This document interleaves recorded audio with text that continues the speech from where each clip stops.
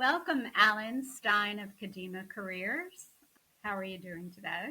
I'm doing great, Mary. Thanks a lot for joining me here. Okay, super. I have some questions for you about the trajectory of your own career and the founding of Kadima Careers. So, it's my understanding that you founded Kadima Careers in 2020 during the pandemic. So, I'd love to hear a little bit about that and why you named the company Kadima. In July of 2020, I was at my in laws in Connecticut. I think I got rejected for my fourth or fifth role in either recruiting or diversity related efforts. This one was a director of diversity recruiting for Tableau within Salesforce's division. So I got rejected because they said they liked me, they appreciated my insight and unique perspective, but I don't have the DEI, diversity, equity, and inclusion background nor the recruiting background, even though I nailed the interviews and I came up with good ideas and suggestions.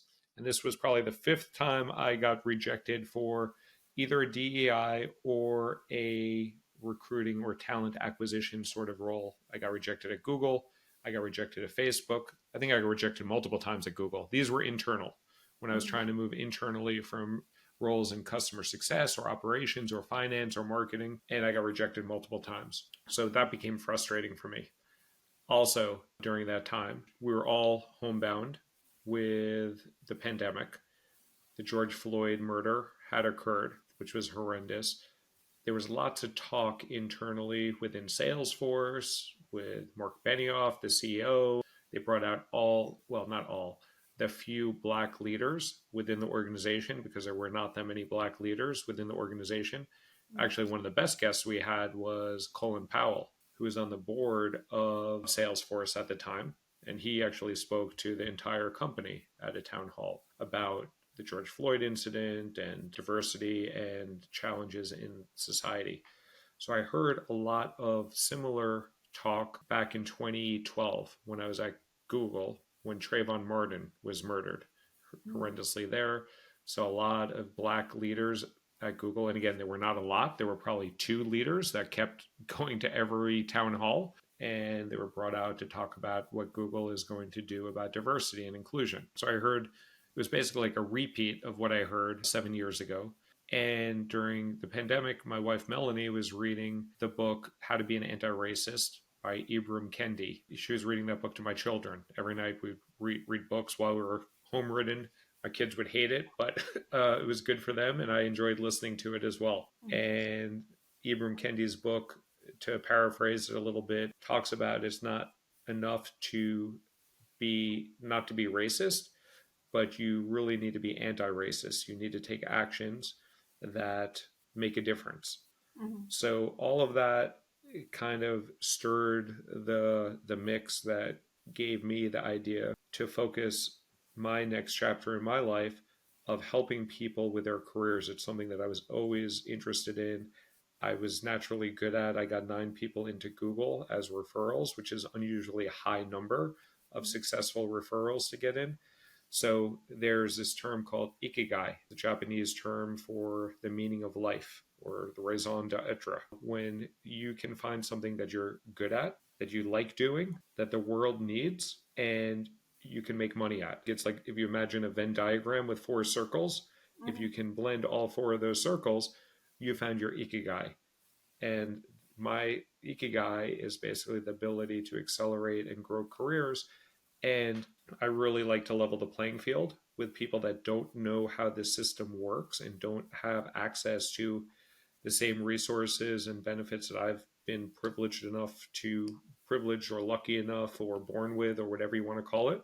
Mm-hmm. And I decided that at that point, I am going to focus on accelerating careers. I did not leave Salesforce at the time, but I started a company where I was coaching underrepresented, underestimated, underpaid talent to get jobs at the world's best. I focused first on the world's best tech companies, and now I've since broadened it to help people get jobs at any company where that aligns with their values and their desires. So, speaking about words, why did you pick Kadima?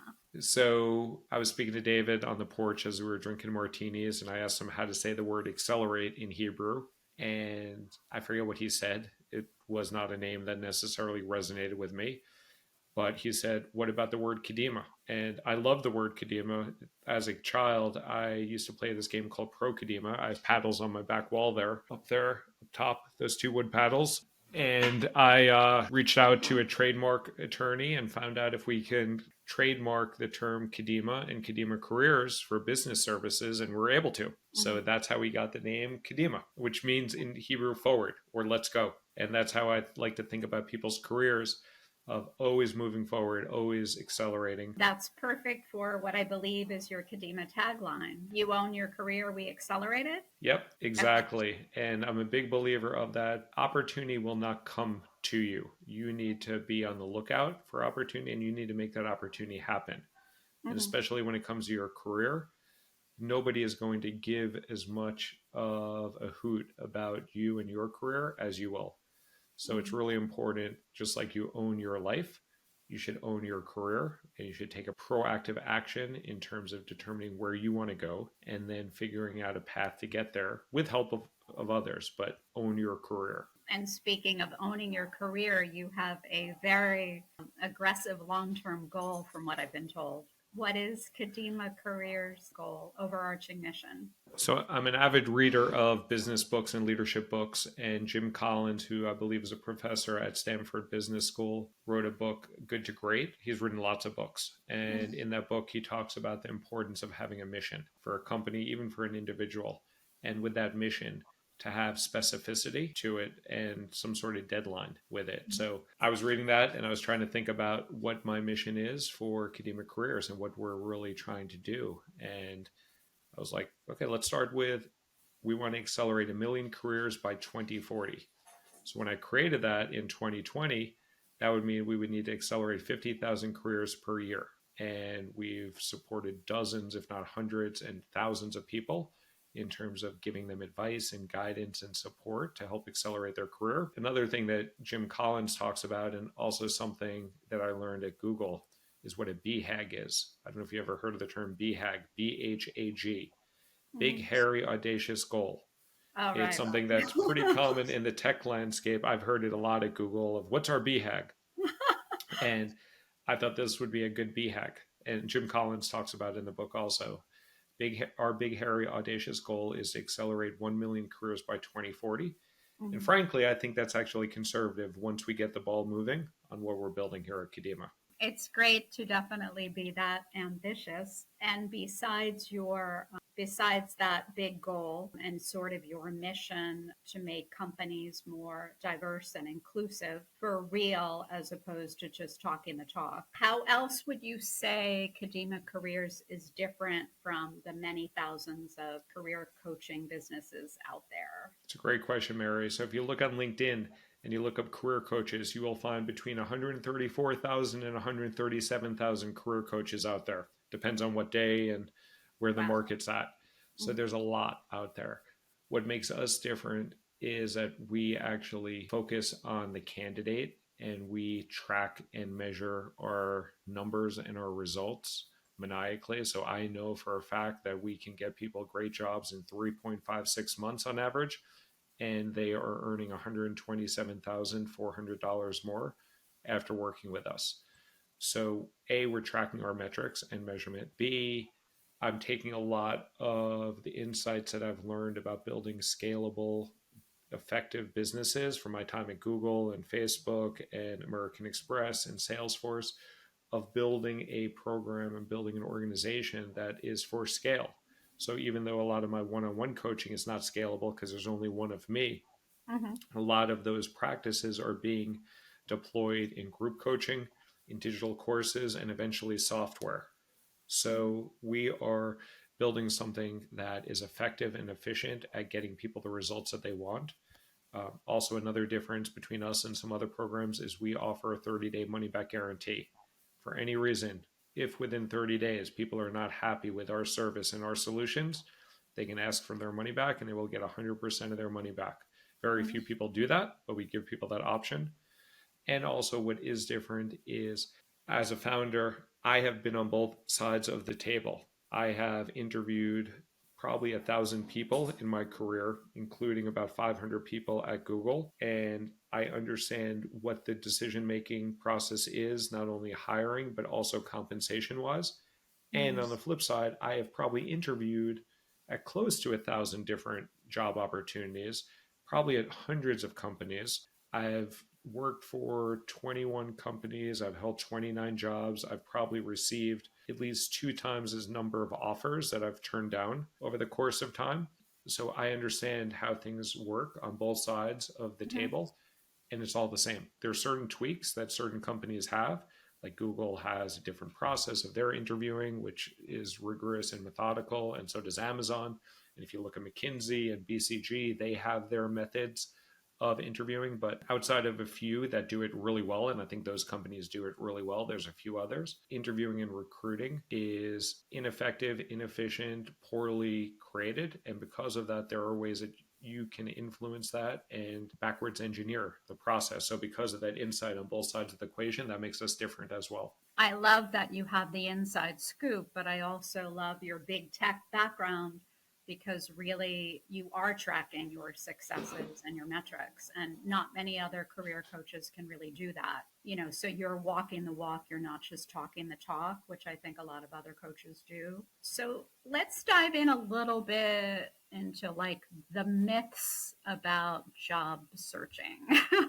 What do you think are the most sort of common myths, and what should professionals really be doing to own the evolution of their career? There's so many myths out there. Big one is the resume is a key to you getting a job. There's so many resume writers out there, and there's some good resume writers, and everybody needs a resume or a Mm-hmm. CV, as they call it in Europe and some other places. Everybody needs a resume, but the resume is not going to make or break you. And so much so that I give my resume template away for free. People can grab it and use it. We have a few different versions out there. Your resume, you just need to be able to communicate clearly, articulately, and assume that the person that's looking at your resume is only looking at it between 6 and 60 seconds, which is what all the data says. And based on my knowledge of looking at about 10,000 resumes in my career, that's probably about right. Sometimes I'll spend a little bit longer on a resume if I'm really interested, but usually within a few seconds, I look at it and I either make a decision interesting, not interesting, and then move on. So people focus way too much on the resume. You need a resume, but get your resume set up in an objectively perfect manner. So no spelling errors, clear to see, keep it to 2 pages minimum. Ideally send it in a PDF format rather than a Google Doc or a Word format, and get it subjectively good enough and then move on. So that's number one, the focus on the resume. Secondly, a loose tangent to that are the focus on cover letters. Cover letters are a big waste of time outside of if you're applying to a small organization where they're actually not going to get a lot of applicants and they might read your cover letter. But I have looked at, like I said, about 10,000 resumes in my career. And if I've read 20 cover letters, I'd be shocked. Mm-hmm. And only one time can I even remember where a cover letter convinced me to hire somebody. I actually have a quick question about that, Alan. Is it possible that an employer might look to the cover letter to see if that applicant did research about the company? If you are a smaller company, they may look for that. So if you're like applying to Kadima Careers for a job, I would want to understand why someone wants to work at Kadima Careers. It could either be conveyed in a cover letter or an email or some reason. Like when you started working with us, you were able to convey what interests you about Kadima and why Kadima. You weren't just like, I don't even think we had a job when you reached out to us. Mm-hmm. So I think for like, as long as you convey that, it could be in a cover letter, it could be in your narrative, it could be in your email. Mm-hmm. That's important, especially for a smaller company. If you're hiring at Google or Pfizer or Goldman Sachs, those companies have such hubris that they just assume that you want to work at that company, and they don't really care that you're all that excited about Google. They just assume that everybody wants to work at Google. So the cover letters mean less there. So that's another myth. People tell themselves that I'm not Google material, or I'm not Amazon material, or I'm not American Express material. And I would say BS, bull dinkies to all of that, because you can become that sort of material. You can learn how to get into those organizations. Job acquisition, and I call it job acquisition, not job search, is a learnable skill. You can Mhm. learn how the process works. And what we try to do at Kadima is break it down step by step so anybody can learn how these imperfect decisions are being made about who is going to get paid six-figure, seven-figure salary to rent your services for a year or whatever the time period is that you're working there. So Mhm. that's another fallacy, that you're not good enough to get into these companies, because I've been at a lot of these companies and there is a lot of good talent there, but there's a lot of crap that seeps through as well. And I'm not saying that listeners are necessarily crap, but if crap gets in there, anybody can get in there. Well, I mean, also what I love about your concept of owning your career is kind of stepping into your own power and confidence. There's a lot of subjectivity involved with getting a job, and also, networking and who you know, getting referrals to get into a company. I know that that's a big part of the Kadima careers framework for you. Can you talk a little bit more about that? Yes. And it's not about buying referrals. It's not about getting referrals. It's about Mhm. earning referrals. And the subtle difference there is you need to build those relationships so that somebody is going to feel comfortable putting in a kind word on your behalf. And not Mhm. everyone's going to do that, but there's ways that you can influence that conversation. So referrals are such a critical element to getting jobs. If anybody thinks about the jobs that they've had, they will likely think about a lot of jobs that they've gotten because someone put in a kind word on their behalf, someone Mhm. referred them, someone recommended them, maybe nepotism there. In my case alone, 24 out of my 29 jobs have come through a referral. Somebody said, "Hey, Alan's a decent guy. I think you should speak to him." It does Mhm. not mean that I did not need to interview for those jobs afterwards. In a couple of the cases, I didn't need to. In a couple of those 24, two out of those 24 were nepotism. Those Mhm. were pretty easy, if at all. I don't know if I had to I don't think I had to interview for the one with my Aunt Sammy and the one with my dad and his company. I don't think I had to interview there. They just had to know, like, if I what hours I could work. That was basically the question. But in most cases, the referral will just get you to the interview, and then you still need to prepare for the interview. And in the case Mhm. of Google, I got rejected 5 times from submitting applications for roles that I thought I was a really good fit for. And the sixth time, when someone there who went to Binghamton with me talked to me and found out that I was a decent guy and had a decent background, he Mhm. put my name in. All of a sudden, the next day, I was on the call with a recruiter. And a month or two later, after 11 rounds of interviews, and again, it's not like you get the job handed to you. I still had to prepare for those interviews and it was not a given. I was able to get hired there. But the only reason I got considered at Google is because my friend Ben, he was not a friend at the time. I met him through another friend. Mhm. Ben talked to me and heard my story over a 30-minute conversation. He's like, "Yeah, I could see Alan potentially working here. Let's put him in as a referral." I mean, I love that clients that work with you, it's really an investment in their career long term. And I love that you give people really good advice about managing their career proactively. You have a little bit of a rule about keeping things moving forward in terms of a career. Can you talk a little bit about that rule? Yeah, so I call it the 2 year rule. This is only applies really to people and individuals that are focused on growing their career and growing their compensation. While it sounds like everybody wants to do that, not everybody does. Maybe you're at home caring for your child or sick parents, or maybe you just want to earn a decent income, but you're not really looking to maximize your income. Totally cool. But most people that I work with, I call them ambitious professionals because they're professionals that really have ambition to grow their career and compensation. And if Mhm. you fall under that moniker of an ambitious professional, you should be thinking about the 2 year rule. Every 2 years, you should be going up in terms of getting promoted or getting increased scope, in terms of getting functional or regional or some other sort of experience that grows your career.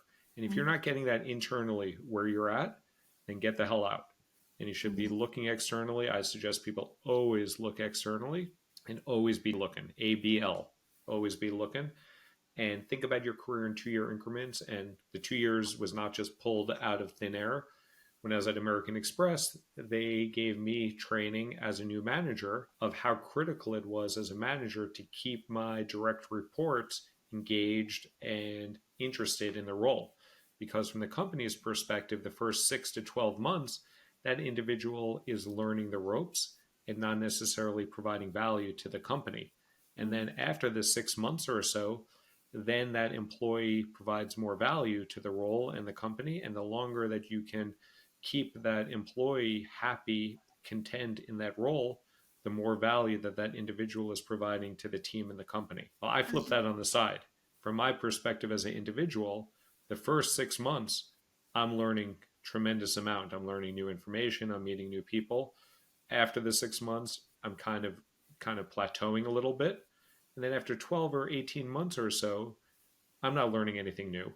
And if they're not paying me more or giving me more responsibility or giving me something to grow my career, I'm getting exploited by the company and my value is getting exploited by the company. That's really insightful, Alan, because even if an individual is at a point in their career and their life where they don't want a really high stress, growth oriented job for themselves, they have to always be, working on the people that are reporting to them in terms of helping them to grow their career.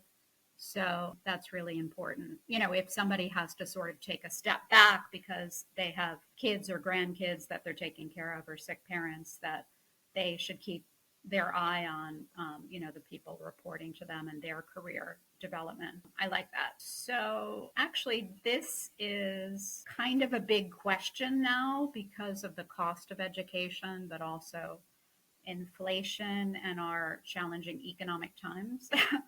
I meet a lot of young people who are like, you went to Columbia Business School, Mary. What do you think? Is it really worth it to MBA now or not to MBA now? I'd be curious if you remember how much your MBA cost.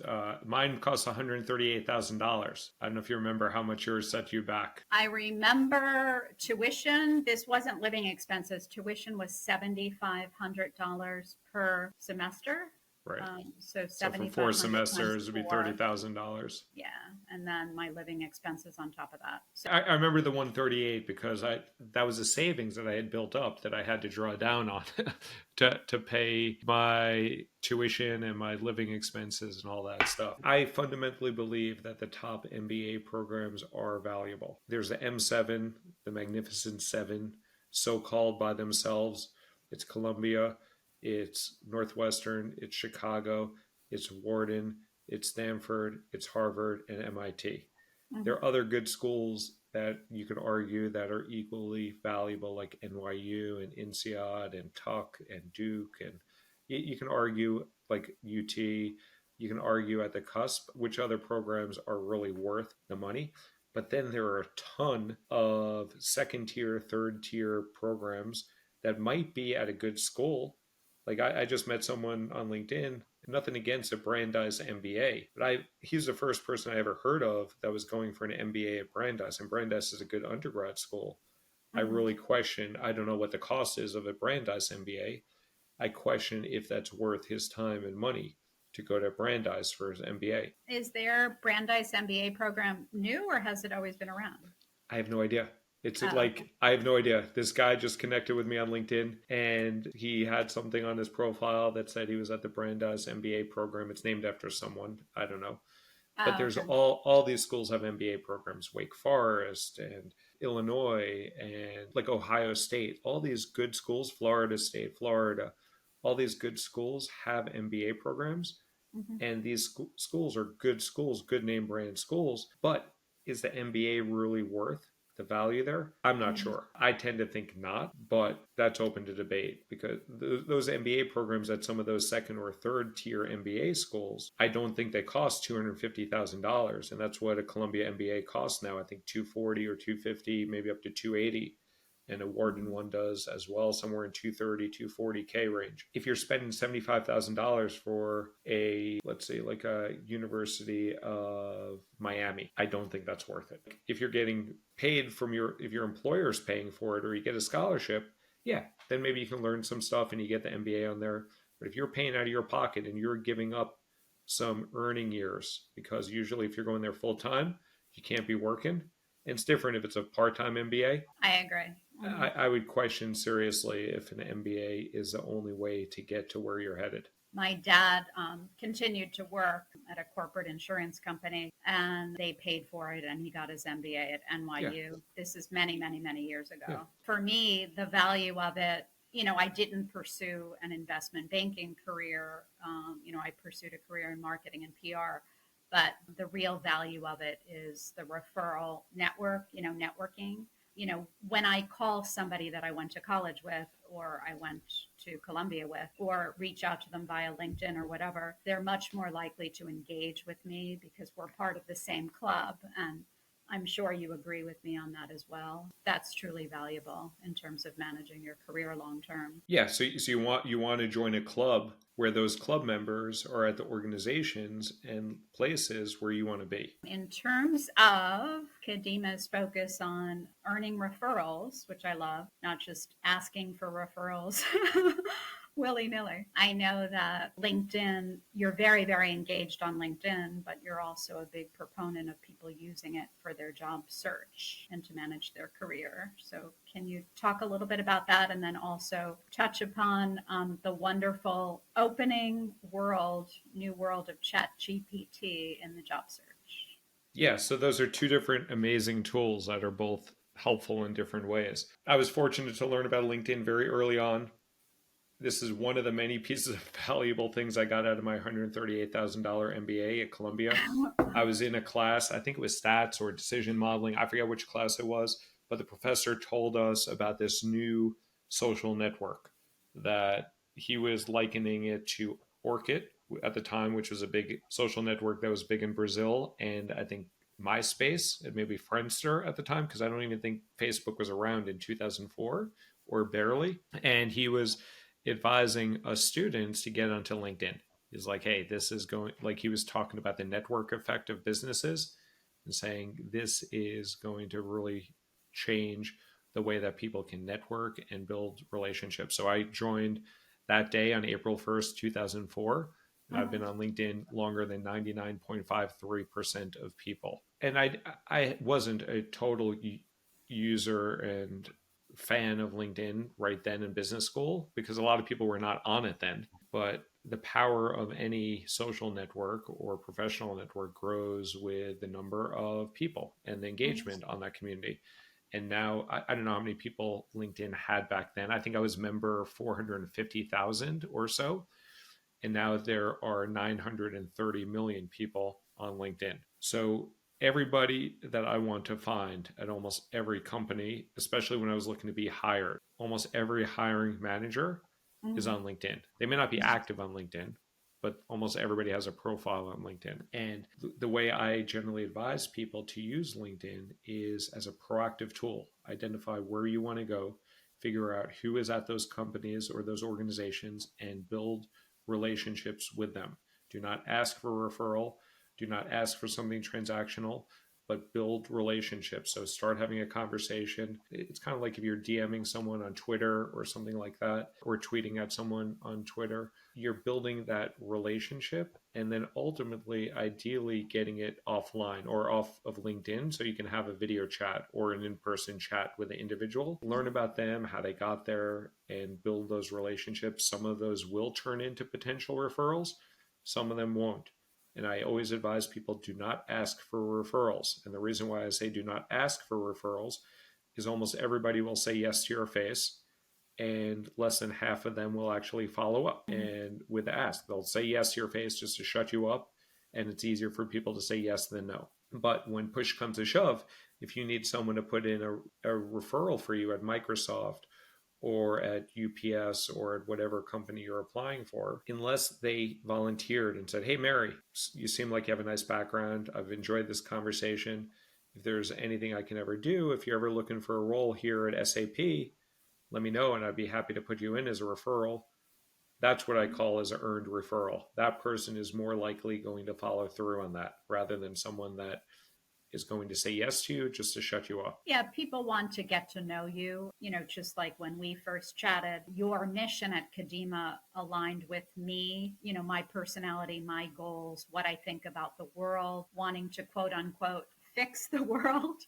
I just love what Kadima is doing, and I think it's really important. It's really impactful. It's needed now more than ever because the demographics of our whole country are radically changing very, very quickly. And, the percentages of people that are underrepresented have to really go up. And it's completely advantageous to companies to do that from a competitive standpoint as well, and not just to have tokens in their organizations, but to have truly diverse teams that can problem solve for their customers. There's so many reasons. There's academic research, there's anecdotal research, diversity of thought, diversity of backgrounds, diversity of experience just leads to better decisions and better outcomes. Yes, the research is definitely incredibly compelling. So, actually, that's a good segue into what you think about the challenges in terms of leadership today, maybe what you learned from your corporate career, primarily in big tech, but now you've really pivoted to the other side, just like you've done recruiting on both sides. You've been an applicant and you've recruited on the inside. Touch upon your thoughts about the challenges of leadership, both in a big corporate environment and as an entrepreneur. Well, it depends on whose challenge or whose perspective the challenge is coming from. So, from leaders' perspective, I don't know how much of a challenge they have. Leaders are in charge. They are given some hierarchical power to wield in whatever way they so choose, and depends on the organization and depends on how much mandate or accountability that organization holds that leader to. So Mm-hmm. when you are assigned a leadership role or given a leadership role, you can do whatever the hell you want with it, unless there are ramifications, either positive ramifications and reward for good work or negative ramification and punishment for bad work. Mm-hmm. So I have seen leaders that are quite good in terms of inspiring and motivating and getting more out of their teams. I've seen leaders that are quite poor in terms of creating a psychologically unsafe environment, an environment that does not welcome or engender difference of opinion, that's very top down in nature. And from the leader's perspective, I've seen some of those leaders succeed on both sides of that equation because they are either supported or punished for acts that they do or do not do. So the challenge, I don't think is leadership. I think the challenge is more as you as an individual who's being led, that you may have different expectations of what a leader should be. And there is no book. Well, there are thousands or hundreds of thousands of books on leadership, and some of them are great. Most of them are at least good, Mm-hmm. but some of them are fantastic, and there are some very good strategies and philosophies on how to lead effectively, whether it's to be like a servant leader, or like Adam Grant writes a lot of good things on how to be an effective leader. I think Google actually did the best job in terms of giving the blueprint of what it means to be a good manager. They have 10 attributes that they track and measure people on. Mm-hmm. And it's like, are you a good coach? Do you care personally about your team? Are you setting a clear vision? Do you have the technical or subject matter expertise to help lead the team? There's a series of questions, like how open are you to outside opinion and thought? So I don't think leadership is challenged. I think we as individuals that are being led are challenged because you are not going to have the same leadership experience that I have. You're going to Mm-hmm. run into crappy leaders. You're going to run into some great leaders. And it really depends on what that leader is getting incented on. And everything goes back to incentives. What is Mm-hmm. the incentive for that leader to do something good or to do something not so good? If all they need to do is kiss up and they can kick down as much as they want, they may choose to do that. And in most organizations, you can do that. As long as you manage up really well, it doesn't matter so much what you do in terms of managing down. Actually, I think you have a little bit of a story about leadership or being a manager at Google. Did Yeah, you? I joined Google in May of 2011, and very quickly thereafter, Google would do a survey called the Manager Feedback Survey. They've also called it the Upward Feedback Survey. I forget, they changed the name at some point, but either Manager Feedback Survey or Upward Feedback Survey. They do that on 6-month increments. And my first Manager Feedback Survey came back really piss poor. I was in the bottom 25th percentile. I don't think I received anything positive, except I think people thought I cared about them. So that was a positive. Mhm. But in terms of setting a vision, in clearly communicating with the team, in terms of prioritization and a few other dimensions, my score was really terrible. I don't know how terrible it was, but I know it was in the bottom 25th percentile because Google would put you in bottom 25th percent, the mid 50 percentile, or the top 25th percentile. They didn't give you the Mhm. specifics at that time. I think they've since changed it. So I knew I was in the bottom 25th percentile. I did not know it at the time. I thought all managers received this, but I was given basically manager intervention, but they call it NMI, new manager integration. I thought all managers got this that were new at Google, but it was only reserved for managers that were troubled. And I was deemed as a troubled manager.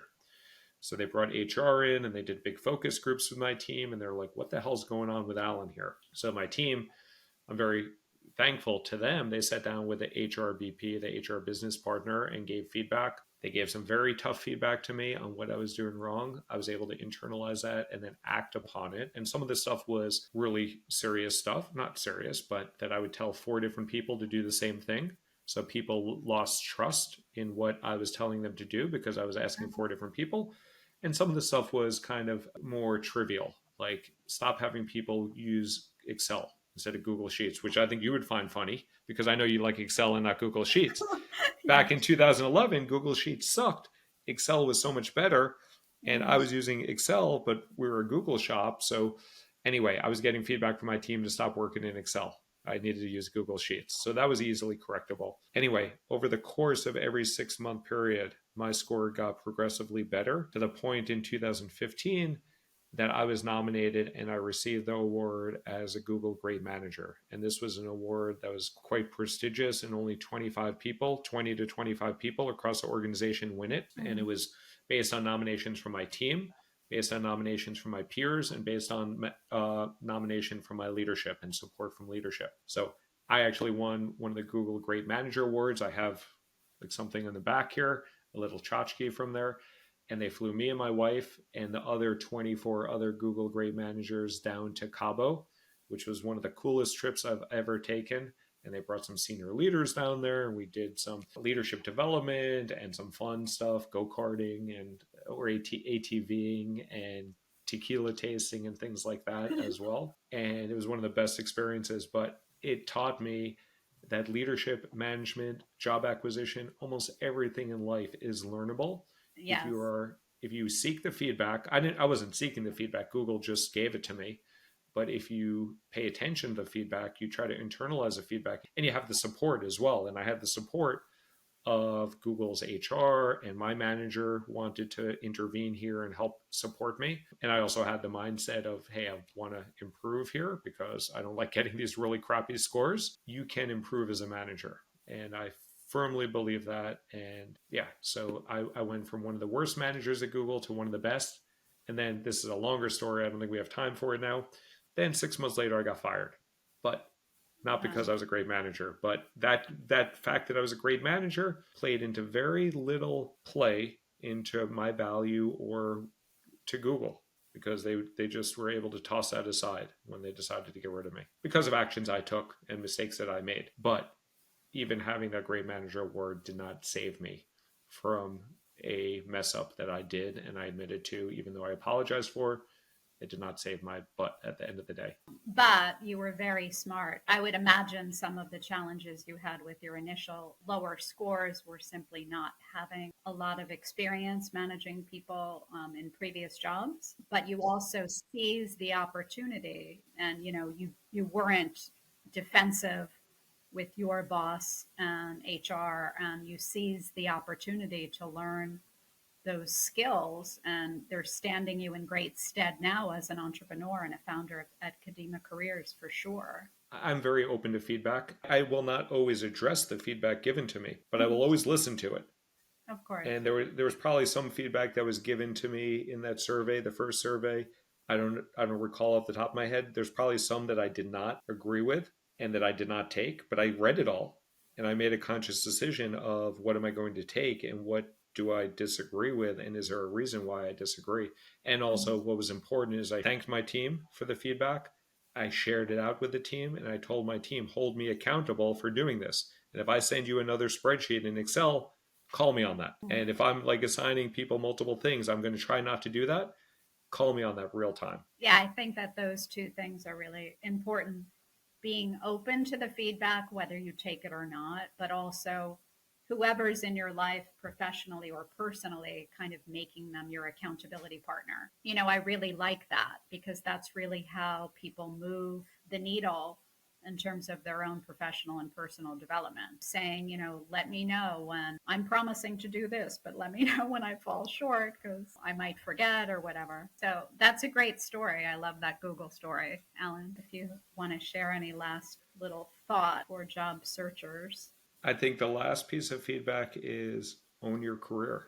Like as we like started with, no one is going to care about your career. No one cares about where you are heading more than you do. Mm-hmm. Maybe your parents will, maybe your spouse or your partner will, but even there you can't count on that. And like I do have lots of people that care for me. I'm very fortunate like that, but ultimately it is you who own the decisions that you make.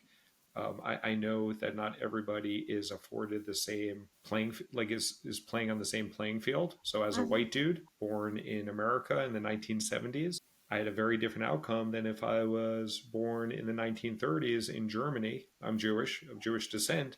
I Mm-hmm. would have had a very different background. And if you ever read Viktor Frankl's book, I think it's called The Meaning of Life, I would not have been as strong as Viktor Frankl was to survive the Nazi concentration camps like Mm-hmm. he did with the mindset that he did. So I think it's very important that people need to own their career. I think it's also very important to call out the point that my perspective is different than your perspective. We have very different learning experiences and situations with that, but it's really important to understand what you can control, what you can influence, and be clear about the very large swath of life that you have no control over. Mm-hmm. And don't focus on that. There's nothing you can do about it.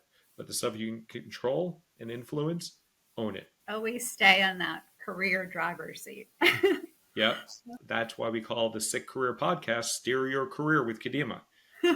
Hold the steering wheel and take control. Okay. Thank you so much, Alan. Have a great Thank one. you. Bye bye. Bye bye.